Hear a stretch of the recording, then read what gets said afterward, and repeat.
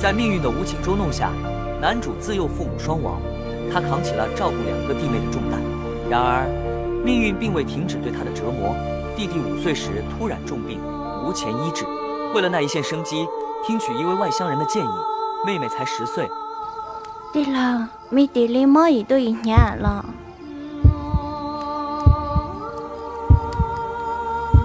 弟郎，到这儿接工程了木嘛？跟从那一样，莫被撂下那了。芝麻姐，我来跟还被我接嘛？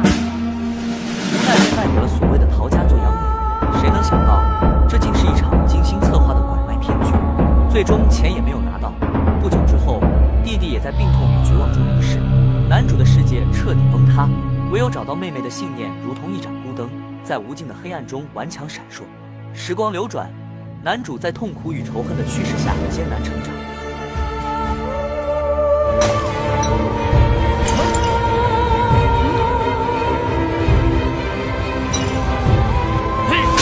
为了追寻妹妹的下落，他毅然决然地踏上了一条布满荆棘的险途，潜伏进拐卖妇女的罪恶团伙。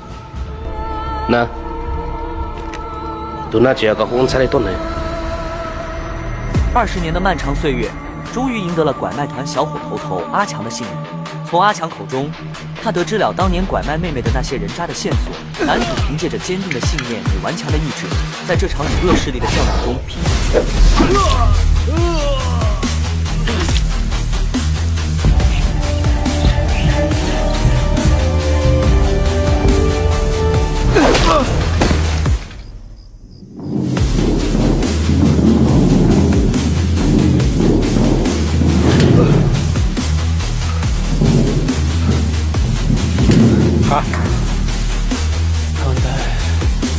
领导凶了，华内谷子山能够还有路战呢。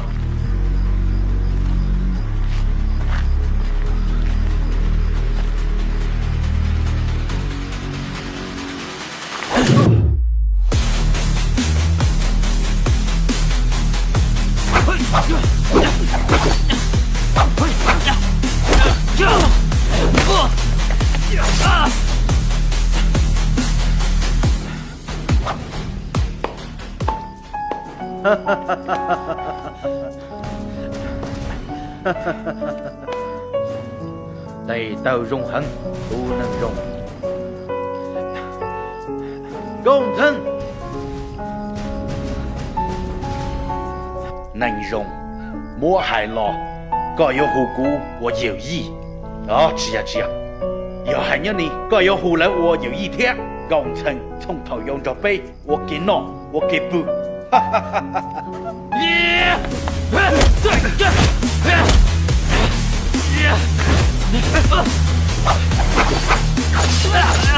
郎，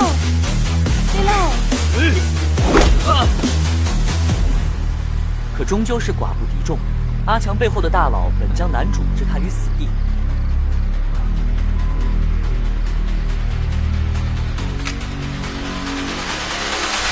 还多少家？塞伦多。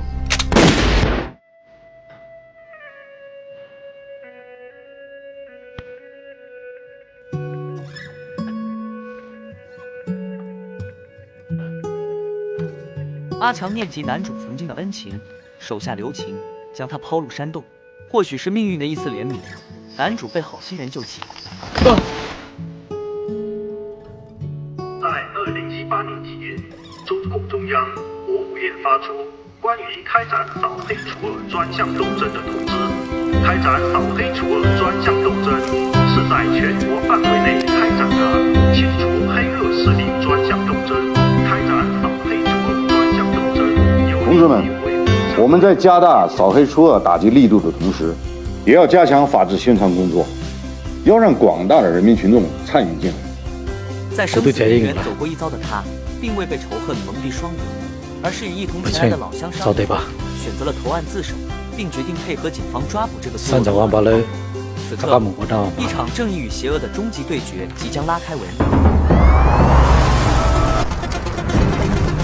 同志们，黄金宝这个团伙在我市组织妇女卖淫、杀人灭口，领导黑社会犯罪，现在我们已掌握了充分的证据，今天我们要将他们一网打尽，还社会一片安宁。